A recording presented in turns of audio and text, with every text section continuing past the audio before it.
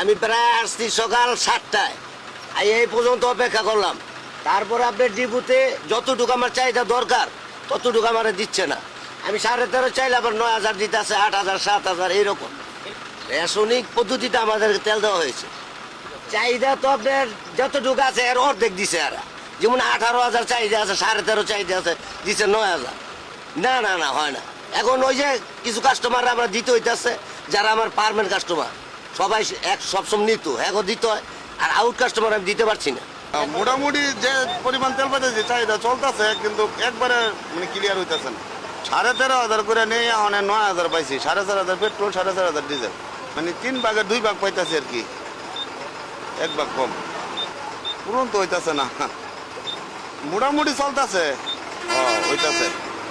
আমার চাহিদা আরো বেশি, মনে হয় আমার চাহিদা তো 1 লাখ, ওটা তো আর পাচ্ছি না।